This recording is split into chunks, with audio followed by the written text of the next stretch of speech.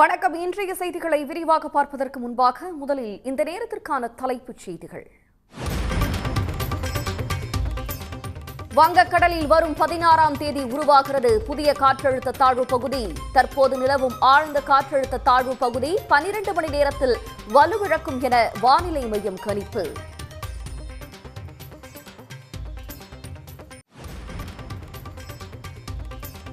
தமிழ்நாட்டில் 29 இடங்களில் கனமழை பதிவாகியுள்ளதாக வானிலை ஆய்வு மையம் தகவல். வட கடலோர மாவட்டங்களில் வரும் 17, 18ஆம் தேதிகளில் கனமழைக்கு வாய்ப்பு.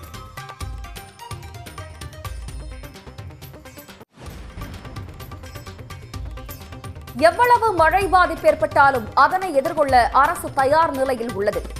மாநில பேரிடர் கட்டுப்பாட்டு அறையை ஆய்வு செய்த பிறகு முதலமைச்சர் மு க ஸ்டாலின் உறுதி.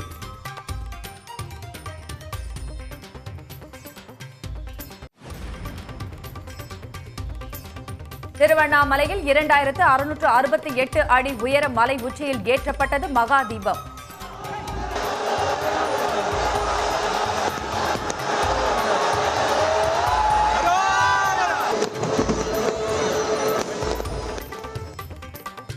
லட்சக்கணக்கான பக்தர்கள் தீப தரிசனம். விண்ணை பிளந்த அண்ணாமலையாருக்கு அரோகரா பக்தி முழக்கம்.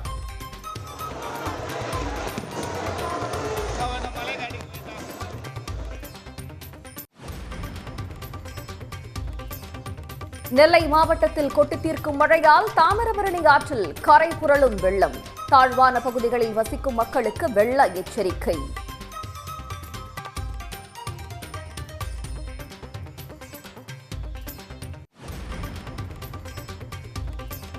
செம்பரம்பாக்கம் ஏரியில் துணை முதல்வர் உதயநிதி ஸ்டாலின் ஆய்வு.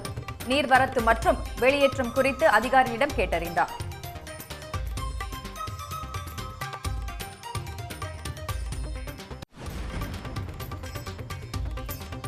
தென்காசி அருகே உள்ள சிற்றாற்றில் 32 ஆண்டுகளுக்கு பிறகு வெள்ளப்பெருக்கு.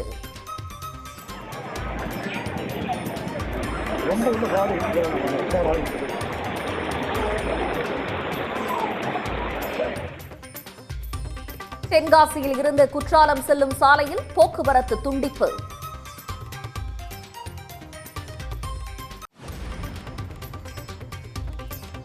கனமழை எதிரொலியாக தூத்துக்குடி மாவட்டத்தில் பள்ளி கல்லூரிகளுக்கு நாளை விடுமுறை. மாவட்ட நிர்வாகம் அறிவிப்பு.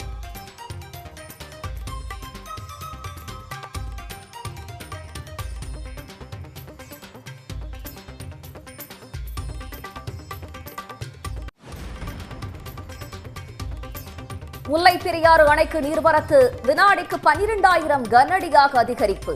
12 மணி நேரத்தில் 5 அடி உயர்ந்தது அணை நீர்மட்டம்.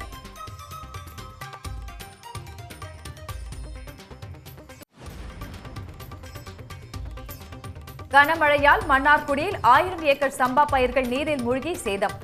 மயிலாடுதுறை, லால்குடி, வந்தவாசி உள்ளிட்ட இடங்களிலும் நெற்பயிர்கள் பாதிப்பு.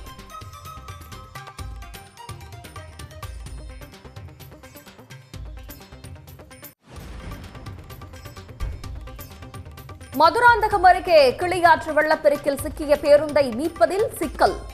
நீரின் அளவு உயர்ந்துள்ளதால் சாலையில் சிக்கி நிற்கும் பேருந்து.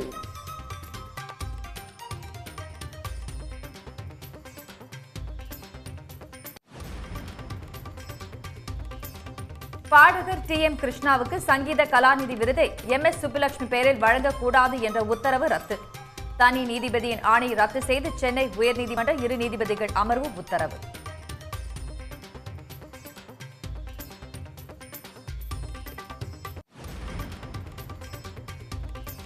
உலக செஸ் சாம்பியன்ஷிப் பட்டத்தை வென்ற குகேஷுக்கு 5 கோடி ரூபாய் ரொக்க பரிசு. முதலமைச்சர் மு க ஸ்டாலின் அறிவிப்பு.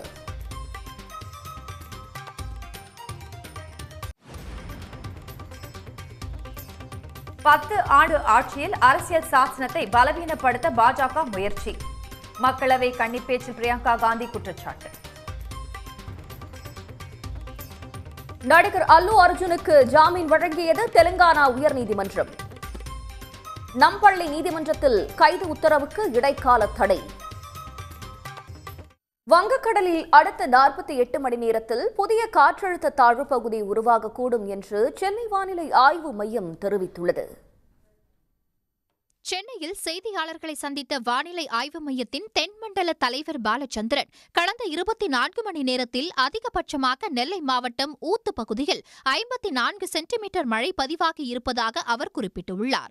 மன்னார் வளைகுடா மற்றும் அதனை ஒட்டிய பகுதிகளில் நிலவிய காற்றழுத்த தாழ்வு பகுதி தற்போது லட்சத்தீவு, மாலத்தீவு பகுதிகளில் நிலை கொண்டு இருப்பதாகவும் படிப்படியாக அது வலுவிழக்கக்கூடும் என கூறிய பாலச்சந்திரன் அடுத்த 24 மணி நேரத்திற்கு கன்னியாகுமரி, தூத்துக்குடி, தென்காசி மற்றும் டெல்டா மாவட்டங்களில் ஓரிரு இடங்களில் கனமுதல் மிக கனமழையும், நெல்லை மாவட்டத்தில் ஓரிரு இடங்களில் அதி கனமழைக்கும் வாய்ப்பு உள்ளதாக தெரிவித்தார்.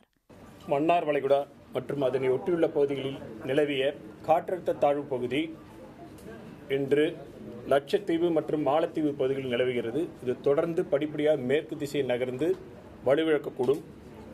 இதன் காரணமாக கடந்த 24 மணி நேரத்தில் அதிகபட்சமாக நெல்லை மாவட்டம் ஊத்து பகுதியில் 54 சென்டிமீட்டர் மழை பதிவாகியுள்ளது. கனமழை எச்சரிக்கை பொறுத்தவரையில் அடுத்து வரும் 24 மணி நேரத்திற்கு டெல்டா மாவட்டங்கள் கன்னியாகுமரி, தூத்துக்குடி, தென்காசி ஆகிய மாவட்டங்களில் ஓரிரு இடங்களில் கனமுதல் மிக கனமழைக்கும், நெல்லை மாவட்டத்தில் ஓரிரு இடங்களில் அதிகனமழைக்கும், ஏனைய தென் தமிழக உள் மாவட்டங்களில் ஓரிரு இடங்களில் கனமழைக்கும் பெய்யக்கூடும். தெற்கு அந்தமான் கடல் பகுதியில் நாளை வளிமண்டல மேலடுக்கு சுழற்சி உருவாகி அடுத்த 48 மணி நேரத்தில் புதிய காற்றழுத்த தாழ்வு பகுதியாக உருவெடுக்கும் என்றும் அது மேற்கு வடமேற்கு திசையில் தமிழ்நாடு கடலோர பகுதிகளை நோக்கி நகரும் என்றும் பாலச்சந்திரன் தெரிவித்தார். இதன் காரணமாக வரும் 17, 18ஆம் தேதிகளில் காவிரி டெல்டா மாவட்டங்கள் மற்றும் வடக்கு கடலோர மாவட்டங்களில் கனமுதல் மிக கனமழை பெய்யக்கூடும் என தெரிவித்தார். நாளை தெற்கு அந்தமான் கடல் பகுதியில் வளிமண்டல மேலடுக்கு சுழற்சி உருவாகும். அதனைத் தொடர்ந்து வருகின்ற 48 மணி நேரத்தில் காற்றழுத்த தாழ்வு பகுதியாக உருவாகி இது மேற்கு வடமேற்கு திசையில் நகர்ந்து தமிழக கடற்கரையின் பகுதிகளை நோக்கி நகரக்கூடும். இதன் காரணமாக 17, 18 தேதிகளில் டெல்டா மாவட்டங்கள் உள்ளிட்ட வட தமிழகத்தின் கடலோர மாவட்டங்களில் கனமுதல் மிக கனமழை பெய்யக்கூடும். அந்தமான் கடல் பகுதி, தென்கிழக்கு மற்றும் தென்மேற்கு வங்கக்கடல் பகுதிகளில் சூறைக்காற்றானது மணிக்கு 55 கிலோமீட்டர் வேகத்தில் வீசக்கூடும் என்பதால் மீனவர்களுக்கு எச்சரிக்கை விடுக்கப்பட்டுள்ளது. நெல்லை, தென்காசி மாவட்டங்களில் பல இடங்களில் பெய்து வரும் கனமழையால் நீர்நிலைகளில் வெள்ளப்பெருக்கு ஏற்பட்டுள்ளது. காட்டாற்று வெள்ளம் காரணமாக தாமிரபரணி ஆற்றில் தண்ணீர் ஆர்ப்பரித்து செல்கிறது. நெல்லை மாவட்டத்தின் பல்வேறு பகுதிகளில் நேற்று முதல் கனமழை பெய்து வருகிறது. இதனால் தாமிரபரணி ஆற்றில் படிப்படியாக நீரின் அளவு அதிகரித்த வண்ணம் உள்ளது. ஏற்கனவே வறண்ட நிலையில் இருந்த பாபநாசம் அணை, மணிமுத்தாறு அணை, சேர்வலாறு அணைகளில் இருந்து வினாடிக்கு 800 கன அடி தண்ணீர் மட்டுமே திறந்துவிடப்பட்டுள்ளது. அத்துடன் தாமிரபரணி நம்பியாறு, கரிமேனியாறு நதிநீர் இணைப்பு வெள்ளநீர் கால்வாயில் முதற்கட்டமாக 1000 கன அடி தண்ணீர் திறக்கப்பட்டுள்ளது.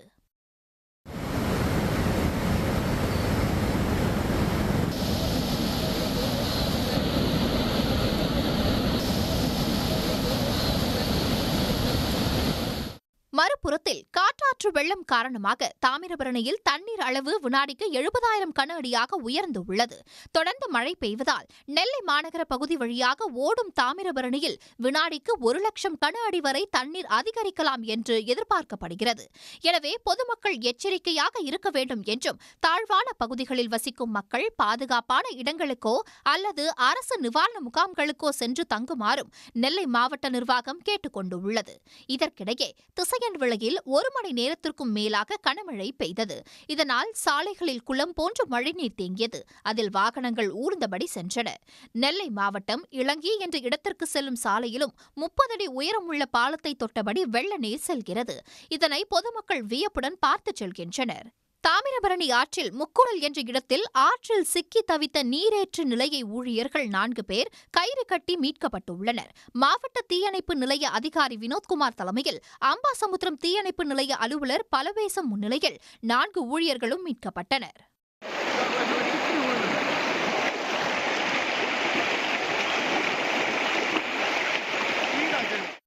நெல்லை மாவட்டம் வள்ளியூர் புதிய பேருந்து நிலையம் வெள்ளக்காடாக காட்சியளிக்கிறது. மழைநீருடன் கழிவுநீரும் கலந்ததால் சாலைகளில் நடந்து கூட செல்ல முடியாத அளவுக்கு மக்கள் பாதிப்பை சந்தித்தனர். தென்காசி மாவட்டத்தில் பரவலாக பெய்து வரும் தொடர் கனமழை காரணமாக 32 ஆண்டுகளுக்கு பின்னர் தென்காசி சிற்றாற்றில் கடும் வெள்ளப்பெருக்கு ஏற்பட்டுள்ளது. தென்காசி மக்களின் ஜீவாதாரமாக கருதப்படும் சிற்றாற்றில் நீண்ட காலத்திற்கு பிறகு இவ்வளவு வெள்ளம் பாய்ந்தோடுவது இதுவே முதல் முறை. தமிழ்நாட்டில் எவ்வளவு மழை பாதிப்பு ஏற்பட்டாலும் அதனை எதிர்கொள்ள அரசு தயார் நிலையில் உள்ளதாக முதலமைச்சர் மு க ஸ்டாலின் தெரிவித்திருக்கிறார். வங்கக்கடலில் நிலவிய ஆழ்ந்த காற்றழுத்த தாழ்வு பகுதியால் தமிழ்நாட்டில் பல்வேறு மாவட்டங்களில் தொடர் கனமழை பெய்தது. அதிகபட்சமாக திருநெல்வேலி மாவட்டம் ஊத்து பகுதியில் 54 சென்டிமீட்டர் மழை பதிவாகியுள்ளது. மழை வெள்ளத்தால் பாதிக்கப்பட்டுள்ள பகுதிகளில் பேரிடர் மேலாண்மை துறை சார்பில் மீட்பு மற்றும் நிவாரணப் பணிகள் தீவிரப்படுத்தப்பட்டுள்ளன. இது தொடர்பாக சென்னை எழிலகத்தில் உள்ள மாநில அவசரகால செயல்பாட்டு மையத்தில் முதலமைச்சர் மு க ஸ்டாலின் ஆய்வு மேற்கொண்டார். மாவட்ட ஆட்சித்தலைவர்களோடு ஆய்வுக் கூட்டங்களை தொடர்ந்து நடத்தி அதை மேற்பார்வையிடுவதற்காக இங்கிருந்து மூத்த அதிகாரிகள் IAS அதிகாரிகளும் அனுப்பி வைக்கப்பட்டு அந்த பணிகள் எல்லாம் நடந்து கொண்டிருக்கிறது. ஒன்றும் பெரிய அளவுக்கு பாதிப்பு வந்ததாக எதிரி செய்தி இல்லை. எது வந்தாலும் அதை சமாளிப்பதற்குரிய நடவடிக்கை எடுக்க இந்த அரசு தயாராக இருக்கிறது. ஒருத்தர் ஊடகத்தில் இருக்கக்கூடிய நீங்கள் எல்லாம் கொஞ்சம் அது தொடர்ந்து எழுதுனீங்கன்னா அதுவே பெரிய அழுத்தமாக இருக்கும். அது சொல்லுங்க. அது எப்படி போதும் திறந்து விடப்படுவதற்கு முன்னெச்சரிக்கை நடவடிக்கைக்காக அலாம் கொடுக்கப்படுது. எல்லா பொதுமக்களும் அங்கிருந்து அப்புறப்படுத்தி வேறு இடத்துக்கு பாதுகாப்பாக முகாம்களை தக்க வைக்கப்பட்டு அரசு இடங்களில் தேவைப்படும் இடங்களில் அந்த ஏற்பாடுகள் செய்யப்பட்டு கொண்டு கொடுத்துட்டு இருக்கமே. ஆல்மோஸ்ட் முடிஞ்சிடுச்சு. தொடர்ந்து பேசிய முதலமைச்சர் மு க ஸ்டாலினிடம் ஒரே நாடு ஒரே தேர்தல் குறித்து செய்தியாளர்கள் கேள்வி எழுப்பினர். அதற்கு பதிலளித்த அவர் கடுமையாக எதிர்ப்போம் என்றார். ஒரே தேர்தலுக்கு மத்திய அமைச்சரவை ஒப்புதல் அளிச்சிருக்கு. இது என்ன மாதிரியான எதிர்வினை தெளிவாக அறிக்கை கொடுத்துருக்கேன். ஒருவேளை இந்த மசோதா பாராளுமன்றத்தில் நிறைவேறும் ஒன்று சேர்ந்து அதை கடுமையாக எதிர்ப்போம். எங்களால் முடிந்த வரைக்கும் ஒன்று சேர்ந்து எல்லோரும் ஒன்று சேர்ந்து அதை கடுமையாக எதிர்ப்போம். இந்த கூட்டணி கட்சிகளோட மிகப்பெரிய போராட்டம் முன்னெடுக்கிற திட்டம் எதனா இருக்கா சார்? கூட்டணி நிறைவேறும் பட்சத்தில் பார்ப்போம். கனமழையால் பாதிக்கப்பட்ட நெல்லை, தென்காசி, திருச்சி உள்ளிட்ட மாவட்டங்களுக்கு அமைச்சர்களை அனுப்பி வைத்து உள்ளதாக முதலமைச்சர் தெரிவித்தார். அங்கு நடைபெறும் மீட்பு மற்றும் நிவாரணப் பணிகளை அவர்கள் கவனித்து வருவதாகவும் குறிப்பிட்டார். புகழ்பெற்ற திருவண்ணாமலை அருணாச்சலேஸ்வரர் கோவிலில் லட்சக்கணக்கான பக்தர்களின் அரோகரா முழக்கத்துடன் மலை உச்சியில் மகாதீபம் ஏற்றப்பட்டது. திருவண்ணாமலை அருணாச்சலேஸ்வரர் கோவிலில் கார்த்திகை தீப திருவிழா கடந்த 4ஆம் தேதி கொடியேற்றத்துடன் தொடங்கி நடைபெற்று வருகிறது. தீப விழாவின் முக்கிய நிகழ்ச்சியாக கோவில் பின்புறம் உள்ள 2668 அடி உயரமுள்ள அண்ணாமலையார் மலை மீது மகாதீபம் ஏற்றும் நிகழ்ச்சியை ஒட்டி லட்சக்கணக்கான பக்தர்கள் திரண்டனர். மகாதீபத்திற்கு பயன்படுத்தப்படும் கொப்பரை, 4500 லிட்டர் நெய், 1500 மீட்டர் நீள காடா துணி மலைக்கு எடுத்து செல்லப்பட்டது. இதையடுத்து மாலை 6 மணி அளவில் கோவிலின் தங்க கொடிமரம் முன்பு அகண்டத்தில் தீபச்சுடர் ஏற்றப்பட்டதும் மலை உச்சியில் மகாதீபம் ஏற்றப்பட்டது. அப்போது அங்கு கூடியிருந்த லட்சக்கணக்கான மக்கள் விண்திற அரோகரா முழக்கம் எழுப்பினர்.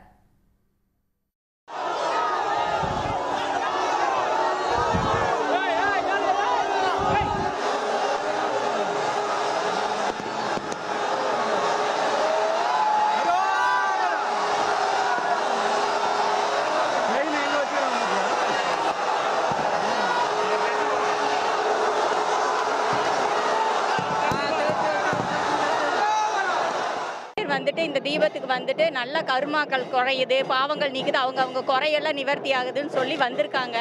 நல்லது நடந்திருக்கு. அர்த்தநாரீஸ்வரர் வரப்போ ஜோதி ஏத்துனாங்க. அது வந்து ஒரு மிகப்பெரிய அனுபவம். அது வார்த்தைகளால் சொல்ல முடியாது. உணர்வு பூர்வமாக இருந்த மாதிரி இருந்தது. அந்த சிவனே வந்த மாதிரி ஒரு மனசுக்கு ஒரு நிறைவை கொடுத்துச்சு. அது என்ன சொல்ற, கண்ணெல்லாம் கலங்கிருச்சு.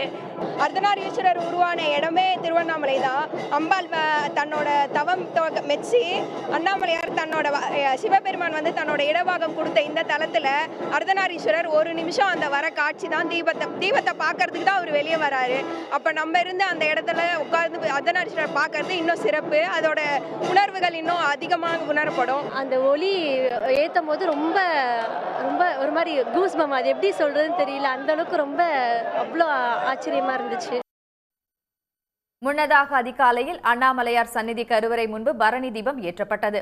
மழையை கூட பொருட்படுத்தாமல் திரளான பக்தர்கள் பக்தி பரவசத்துடன் வழிபாடு மேற்கொண்டனர். தமிழ்நாட்டின் பல்வேறு இடங்களில் பெய்து வரும் கனமழை காரணமாக நீர்வரத்து அதிகரித்து ஆறுகளிலும் அருவிகளிலும் வெள்ளப்பெருக்கு ஏற்பட்டுள்ளது.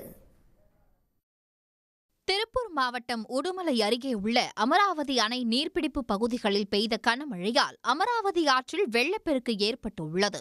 சுமார் 56,000 கன அடி நீர் வந்து கொண்டே இருப்பதால் தாராபுரம் அருகே உள்ள அலங்கியம் கொங்கூர் தரைப்பாலமும் வீராட்சிமங்கலம் ஊராட்சிக்கு உட்பட்ட ஆத்துக்கால் புதூரில் உள்ள ஆற்று பாலமும் நீரில் மூழ்கியதால் போக்குவரத்து பாதிக்கப்பட்டது.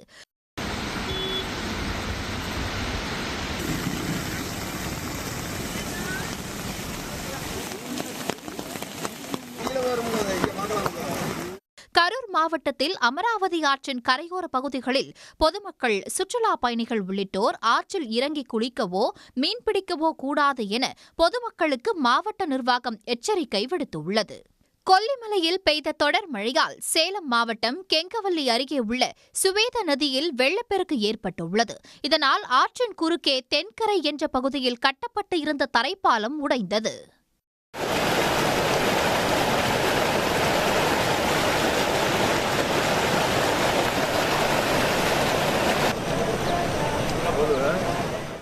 ஆண்டிப்பட்டி மூல வைகை ஆற்றில் நீர்வரத்து அதிகரித்து வெள்ளப்பெருக்கு ஏற்பட்டு உள்ளதால் கடைமலைக்குண்டு ஊராட்சிக்கு நிர்வாகம் சார்பில் ஒலிபெருக்கி மூலம் பொதுமக்களுக்கு எச்சரிக்கை விடுக்கப்பட்டது. வைகை ஆற்றில் வெள்ளப்பெருக்கு ஏற்பட்டுள்ளதால் பொதுமக்கள் ஆற்றில் குளிக்கவோ துவைக்கவோ மற்றும் பிற காரணங்களுக்கு செல்லக்கூடாது என பொதுமக்களுக்கு தெரிவித்துக் கொள்கிறோம். புதுக்கோட்டையில் 2 நாட்களாக பெய்து வரும் தொடர் மழையால் அடப்பன்குளம் நிரம்பி உபரி நீர் கலிங்கு வழியாக வெளியேறி வருகிறது. இந்த நிலையில் கனமழை பெய்தால் குளத்தில் உடைப்பு ஏற்பட்டு குடியிருப்புகளை நீர் சூழும் நிலை உள்ளதால் மாநகராட்சி நிர்வாகம் நடவடிக்கை எடுக்க பொதுமக்கள் கோரிக்கை விடுத்துள்ளனர். மதுராந்தகம் அருகே கிளியாற்று வெள்ளப்பெருக்கில் தச்சூரில் இருந்து செங்கல்பட்டுக்கு பயணிகளை ஏற்றுக்கொண்டு சென்ற தனியார் பேருந்து சிக்கியதால் பரபரப்பு ஏற்பட்டது. உடனடியாக அப்பகுதியில் இருந்த கிராம மக்கள் கயிறு மூலம் பயணிகளை பத்திரமாக மீட்டனர்.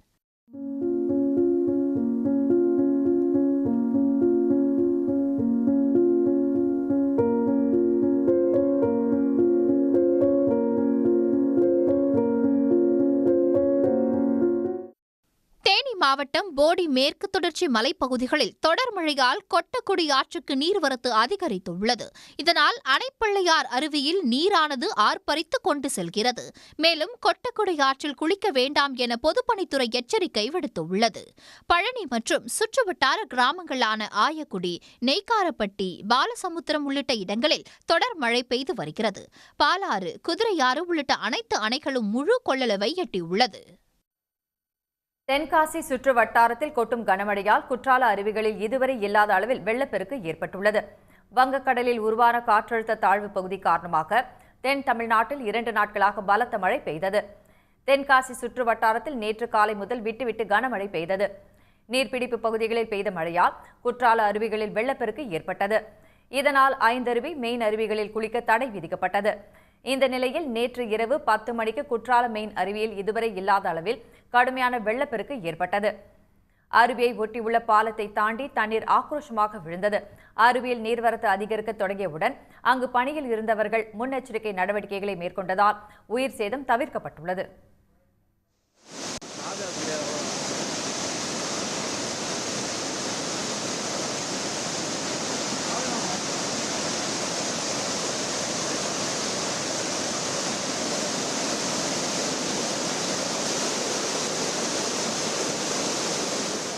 எப்பவும் போல் நாங்கள் வேலை பார்த்துட்டு இருக்கையில் 6 மணி இருக்கும். இந்த கல்லுகள் மழையின் காரணமாக, கனமழையின் காரணமாக கல்லும் மண்ணும் மண்சரிவும் ஏற்படும் நிலையில் நாங்கள் ஆள்களை அப்புறப்படுத்திட்டு நாங்கள் முன்னெச்சரிக்கையாக கதவை மூடிவிட்டோம். இதனால் உயிர் சேதம் தவிர்க்கப்பட்டுள்ளது. மெயின் அருவியில் ஆர்ப்பரித்த வெள்ளத்தால் அருவி கரையில் போலீசார் பயன்படுத்தி வந்த கண்காணிப்பு கூண்டு தண்ணீரில் அடித்து செல்லப்பட்டது. மெயின் அருவிக்கு செல்லும் பாலத்தின் தடுப்பு சுவரின் ஒரு பகுதியில் உடைப்பு ஏற்பட்டு சேதமடைந்துள்ளது. பெண்கள் குளிக்கும் பகுதி வழியாக சந்நிதி பஜாருக்குள் வெள்ளம் புகுந்ததால் அங்கிருந்த கடைகள் சேதமடைந்துள்ளன.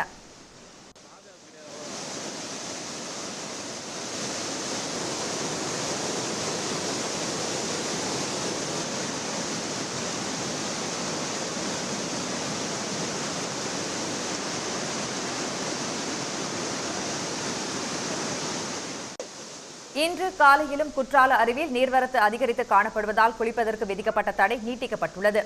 அருவி கரையில் சீரமைப்பு பணிகள் முடிந்து நீர்வரத்து குறைந்த பின்னரே சுற்றுலா பயணிகள் அனுமதிக்கப்படுவார்கள் என்று வனத்துறை தெரிவித்துள்ளது.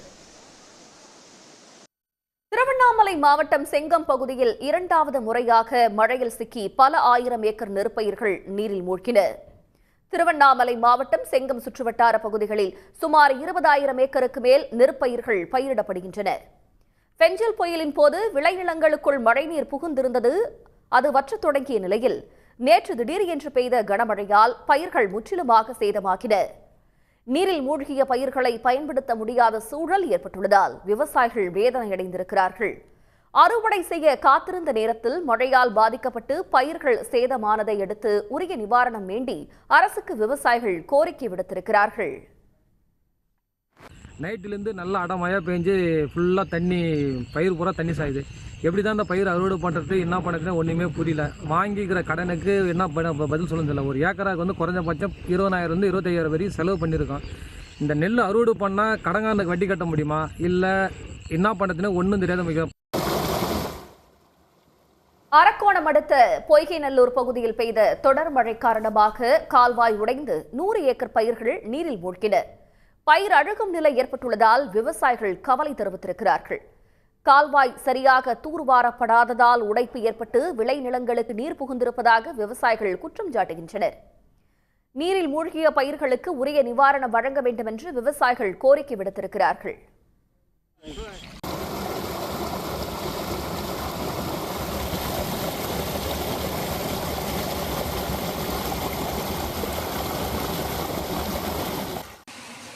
திருவாரூர் மாவட்டம் மன்னார்குடி அடுத்த நீடாமங்கலம் பகுதியில் 1000 ஏக்கர் சம்பா நெற்பயிர்கள் சாகுபடி செய்யப்பட்டிருந்தன.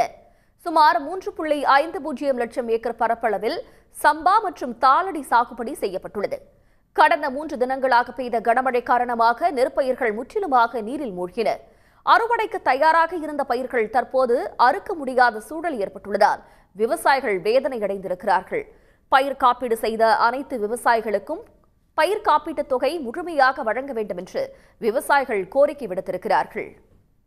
தென்காசி மாவட்டம் சங்கரன்கோவில் அருகே சேந்தமரம் சுற்றுவட்டார பகுதிகளில் உள்ள 2000 ஏக்கர் விளைநிலங்களுக்குள் மழை நீர் புகுந்துள்ளது. இதனால் நெற்பயிர்கள், காய்கறிகள் முற்றிலுமாக பாதிக்கப்பட்டதாக விவசாயிகள் வேதனை தெரிவிக்கின்றனர். மழையால் அப்பகுதியில் தற்போது மகசூல் பாதிப்படைந்துள்ளது. செங்கல்பட்டு மாவட்டம் மதுராந்தகம் ஏரியில் இருந்து உபரி நீர் வெளியேறி விளைநிலங்களுக்குள் புகுந்துள்ளது. இதனால் விழுதமங்கலம் கிராமத்தில் சுமார் 150 ஏக்கர் நெற்பயிர்கள் நீரில் மூழ்கி சேதமானதாக விவசாயிகள் வேதனை தெரிவிக்கின்றனர். ஏரி நிரம்பி உபரி நீர் வெளியேறுவது தொடர்பாக பொதுப்பணித்துறை முன்கூட்டியே தகவல் அளிக்கவில்லை என்று விவசாயிகள் குற்றம் சாட்டுகின்றனர். இதையடுத்து மாவட்ட நிர்வாகம் உரிய நிவாரணம் வழங்க வேண்டி கோரிக்கை வைக்கப்பட்டுள்ளது.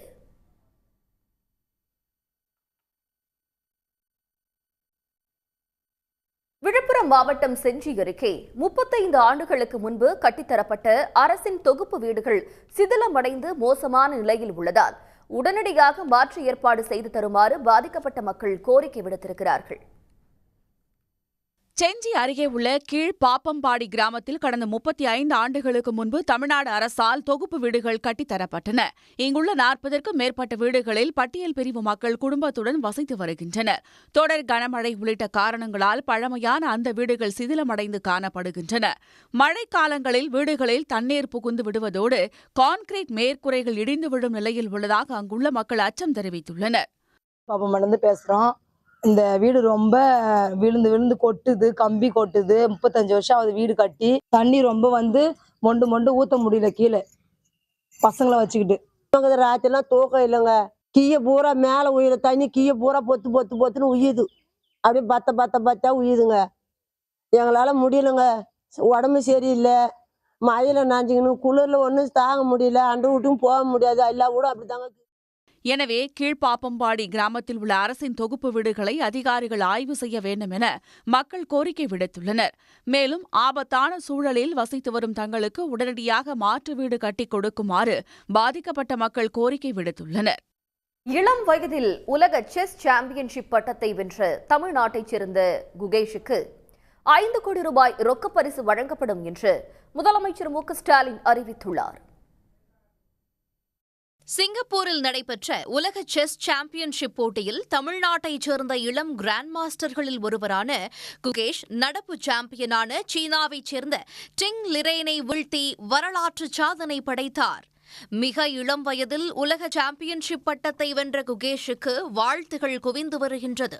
இந்தியாவிற்கும் தமிழ்நாட்டிற்கும் பெருமை சேர்த்த குகேஷை முதலமைச்சர் மு.க.ஸ்டாலின் தமது எக்ஸ் வலைதளத்தில் பாராட்டியதோடு தொலைபேசி வாயிலாகவும் தொடர்பு கொண்டு வாழ்த்து தெரிவித்தார். இந்த நிலையில் குகேஷின் சாதனையை பாராட்டி 5 கோடி ரூபாய் ரொக்கப் பரிசு வழங்கப்படும் என்று முதலமைச்சர் மு.க.ஸ்டாலின் அறிவித்துள்ளார். இது தொடர்பாக வெளியிடப்பட்டுள்ள செய்திக்குறிப்பில் முதலமைச்சர் மு.க.ஸ்டாலின் தலைமையிலான தமிழ்நாடு அரசு இளைஞர் நலன் மற்றும் விளையாட்டுத்துறைக்கு சிறப்பான முக்கியத்துவத்தை அளித்து வருவதாக தெரிவிக்கப்பட்டுள்ளது. மேலும் விளையாட்டுத்துறையின் அமைச்சராக உதயநிதி ஸ்டாலின் பொறுப்பேற்ற பின்னர் பல்வேறு சர்வதேச விளையாட்டுப் போட்டிகளும் மாநில அளவிலான விளையாட்டுப் போட்டிகளும் தமிழ்நாட்டில் அனைவரும் பாராட்டும் வண்ணம் நடத்தப்பட்டு வருகின்றன. குறிப்பாக கடந்த 2022ஆம் ஆண்டு செஸ் ஒலிம்பியாட் போட்டிகள் தமிழ்நாட்டில் மிகச்சிறப்பாக நடத்தப்பட்டதாகவும் குறிப்பிடப்பட்டுள்ளது. அந்த போட்டியில் வெற்றி பெற்ற தமிழ்நாட்டைச் சேர்ந்த அனைத்து வீரர்களையும் முதலமைச்சர் நேரில் அழைத்து பாராட்டி பரிசுகளை வழங்கினார். அந்த வகையில் அரசு அளித்த ஊக்கத்தால் மிக இளம் வயதில் குகேஷ் உலக செஸ் சாம்பியன் பட்டம் வென்று தமிழ்நாட்டிற்கு பெருமை சேர்த்துள்ளார். உலக செஸ் சாம்பியன் குகேஷுக்கு 5 கோடி ரூபாய் ரொக்கப் பரிசு வழங்க வேண்டும் என்று துணை முதலமைச்சர் உதயநிதி முதலமைச்சர் மு.க.ஸ்டாலினுக்கு கோரிக்கை விடுத்திருந்தார். அதனை ஏற்று குகேஷை மேலும் ஊக்குவிக்கும் வகையில் 5 கோடி ரூபாய் ரொக்கப் பரிசு வழங்கப்படும் என்று முதலமைச்சர் மு.க.ஸ்டாலின் அறிவித்துள்ளார். கடந்த 10 ஆண்டு கால பாஜக ஆட்சியில் அரசியல் சாசனத்தை பலவீனப்படுத்த பல்வேறு முயற்சிகள் மேற்கொள்ளப்பட்டதாக காங்கிரஸ் பிரியங்கா காந்தி குற்றம் சாட்டியுள்ளார். இந்திய அரசியலமைப்பு சட்டம் ஏற்கப்பட்டு 75 ஆண்டுகள் நிறைவடைந்ததையொட்டி மக்களவையில் இன்றும் நாளையும் விவாதம் நடைபெறுகிறது. மக்களவையில் இன்று பிற்பகல் விவாதத்தை தொடங்கி வைத்து பேசிய பாதுகாப்புத்துறை அமைச்சர் திரு ராஜ்நாத் சிங், நாட்டின் எந்த அமைப்பின் சுயாட்சியிலோ சுதந்திரத்திலோ பாஜக அரசு ஒருபோதும் தலையிட்டது இல்லை என்று கூறினார். கன்னிப்பேச்சாக விவாதத்தில் அடுத்து உரை நிகழ்த்திய வயநாடு எம்பி திருமதி பிரியங்கா, இந்திய அரசியலமைப்பு சட்டம் ஒவ்வொரு குடிமகனுக்கும் அரசாங்கத்தை உருவாக்கவும் மாற்றவும் உரிமை வழங்கியுள்ளதாக தெரிவித்தார். அரசியல் சாசனத்தின் மூலமே கோடிக்கணக்கான மக்களுக்கு போராடுவதற்கான துணிச்சல் கிடைத்துள்ளதாகவும் எவ்வளவு சவால்கள் இருந்தும் மகளிர் போராட அது தைரியத்தை அளிப்பதாகவும் அவர் கூறினார். हमारा संविधान एक सुरक्षा कवच है, एक ऐसा सुरक्षा कवच है जो देशवासियों को सुरक्षित रखता है, न्याय का कवच है, एकता का कवच है और अभिव्यक्ति की आजादी का कवच है. दुख की बात यह है कि मेरे सत्ता पक्ष के साथी जो बहुत बड़ी बड़ी बातें करते हैं, इन्होंने इन 10 सालों में ये सुरक्षा कवच तोड़ने का पूरा प्रयास किया है. 142 கோடி மக்களின் நலன்களை புறக்கணித்து தொழில்கள், வளம், கட்டமைப்புகள், தொழிற்சாலைகள், விமான நிலையங்கள் என அனைத்தையும் ஒரே ஒரு தனி மனிதருக்கு பாஜக அரசு வழங்கி வருவதாக திருமதி பிரியங்கா குற்றம் சாட்டினார். எல்லாவற்றுக்கும் நேருவை குறை சொல்லிக் கொண்டிருந்தால் கடந்த 10 ஆண்டுகளாக இந்த அரசு என்ன செய்தது, இந்த அரசுக்கு பொறுப்புணர்வு இல்லையா என்று அவர் அடுக்கடுக்கான கேள்விகளை எழுப்பினார். கடந்த நாடாளுமன்ற தேர்தலில் நூலிழையிலேயே வெற்றி பெற்று பாஜக ஆட்சிக்கு வந்துள்ளதாக கூறிய திருமதி பிரியங்கா, மக்களின் கோரிக்கையை ஏற்று சாதிவாரி கணக்கெடுப்பு நடத்த வேண்டும் என்று கேட்டுக்கொண்டார். அச்சுறுத்தல் மூலம் நாட்டை ஆள முடியாது என்ற திருமதி பிரியங்கா, கோழைகளின் கைகளில் நீண்ட நாட்கள் நாடு இருக்காது என்றும் கூறினார். தொடர்ந்து பேசிய சமாஜ்வாதி கட்சி தலைவர் திரு அகிலேஷ் யாதவ், ஒவ்வொரு மசூதிக்குள்ளும் கோயில்களை தேடுவதால் நாட்டில் அமைதி நிலவாது என்று கூறினார். அரசியல் சாசனம் குறித்த குடியரசுத் தலைவரின் உரையில் பொது உடைமை, மதச்சார்பின்மை ஆகிய வாசகங்கள் விடுபட்டது ஏன் என்று திமுக எம்பி திரு டி.ஆர். பாலு கேள்வி எழுப்பினார். அரசியல் சாசனம் என்பது வெறும் சட்டங்கள், உரிமைகளை பட்டியலிடும் புத்தகம் அல்ல என்ற அவர், நாட்டை வழி நடத்துவதற்கான முதல் தலைமுறை தலைவர்களின் தொலைநோக்கு சிந்தனை என்று குறிப்பிட்டார். விருதுநகர் மாவட்டத்தில் நிலத்தடி நீர்மட்டத்தை உயர்த்துவதற்கு 2000 குட்டைகளை வெட்டுவதற்கான மிகப்பெரிய திட்டம் முழுவீச்சில் நடைபெற்று வருகிறது. விருதுநகர் மாவட்டத்தில் நிலத்தடி நீர் மட்டத்தை உயர்த்துவதோடு கால்நடைகளுக்கு தண்ணீர் கிடைப்பதை உறுதி செய்யும் வகையில் 2000 குட்டைகள் தோண்டும் திட்டத்தை மாவட்ட நிர்வாகம் செயல்படுத்தி வருகிறது. அதன்படி அருப்புக்கோட்டைக்கு அருகே உள்ள தொட்டியாங்குளம் கிராமத்தில் மகாத்மா காந்தி ஊரக வேலைவாய்ப்பு உறுதி திட்டத்தின் கீழ் 16 லட்சம் ரூபாய் மற்றும் 11 லட்சம் ரூபாய் செலவில் 2 குட்டைகள் வெட்டப்பட்டுள்ளன. அதில் 500வது குட்டையை மாவட்ட ஆட்சித்தலைவர் ஜெயசீலன் முன்னிலையில் வருவாய் மற்றும் பேரிடர் மேலாண்மைத்துறை அமைச்சர் KKSSR ராமச்சந்திரன் ஆய்வு செய்தார். கொட்டும் மழையில் இந்த ஆய்வை அவர் மேற்கொண்டார். ஆடு மாடுகள் தண்ணீர் குடிப்பதற்கும் நிலத்தடி நீர் பெருகுவதற்கு வாய்ப்பாக 100 நாள் வேலை திட்டத்திலும் வேறு நிதியிலும் சேர்ந்து மொத்தம் 2000 குட்டைகள் தோன்றுவதாக ஒரு கணக்கிட்டு இன்றைக்கு 500வது குட்டையை நிறைவு செய்திருக்கிறோம். வருகிற பிப்ரவரி மாதத்திற்குள்ளாக மீறி 1500 குட்டைகளும் தோண்டப்பட்டு நம்முடைய மாவட்டத்தில் புதிதாக 2000 தண்ணீர் தேங்கக்கூடிய புதிய குட்டைகளை மாவட்ட நிர்வாகம் செய்யவிருக்கிறது. குட்டைகளை ஆய்வு செய்த அமைச்சர் பிப்ரவரி மாதத்திற்குள் 2000 குட்டைகள் வெட்டி முடிக்கப்படும் என்று உறுதியளித்தார். இந்தியாவில் தங்கத்தின் விலை இந்த ஆண்டில் மட்டும் 30% உயர்ந்துள்ளது. 2025ஆம் ஆண்டில் தங்கத்தின் விலை கிடுகிடுவென உயரும் என கூறப்படுகிறது. சுமார் 28 கிராம் எடை கொண்ட ஒரு அவுன்ஸ் தங்கத்தின் விலை சர்வதேச சந்தையில் 2.5 லட்சம் ரூபாயை தாண்டும் என்றும், அந்த வகையில் இந்தியாவில் ஒரு சவரன் 1 லட்சம் ரூபாயை எட்டும் என்றும் சர்வதேச தங்க வர்த்தக கண்காணிப்பு அமைப்பு தெரிவித்துள்ளது. வங்கிகளின் வட்டி விகிதம் மேலும் குறைப்பு, டாலருக்கு எதிரான ரூபாய் மதிப்பின் வீழ்ச்சி உள்ளிட்ட பல்வேறு காரணங்களால் 2025இல் தங்கம் விலை புதிய உச்சத்தை தொடும் என கணிக்கப்பட்டுள்ளது. இந்தியர்கள் பாரம்பரியமாக அதிக அளவு தங்கத்தில் முதலீடு செய்யும் நிலையில் உலக அளவில் தங்கம் அதிகம் வாங்கும் நாடுகளில் ஒன்றாக இந்தியா உள்ளது. நடப்பாண்டில் இதுவரை ரிசர்வ் வங்கி 77 டன் தங்கத்தை வாங்கி குவித்துள்ளது. இதில் அக்டோபர் மாதம் மட்டும் 27 டன் தங்கம் வாங்கப்பட்டுள்ளது. சர்வதேச பொருளாதார சூழலை பொறுத்து இந்தியாவில் தங்கத்தின் விலை நிர்ணயிக்கப்படுகிறது. சென்னையில் கடந்த அக்டோபர் 30ஆம் தேதி வரலாறு காணாத வகையில் ஒரு சவரன் 59,500 ரூபாயை தாண்டி விற்பனையானது. இந்நிலையில் கடந்த 2 நாட்களாக அதிகரித்து வந்த ஆபரண தங்கத்தின் விலை இன்று சவரனுக்கு 440 ரூபாய் குறைந்து ஒரு சவரன் 57,840 ரூபாயாகவும், ஒரு கிராம் 7,230 ரூபாயாகவும் உள்ளது. வெள்ளி விலை கிராமுக்கு 3 ரூபாய் குறைந்து ஒரு கிராம் 101 ரூபாயாக உள்ளது. அண்மை செய்திகளுக்கு தொடர்ந்து இணைந்திருங்கள் சன் நியூஸுடன். உடனுக்குடன் செய்திகளை தெரிந்து கொள்ள சன் நியூஸ் பெல் ஐகானை கிளிக் பண்ணுங்க.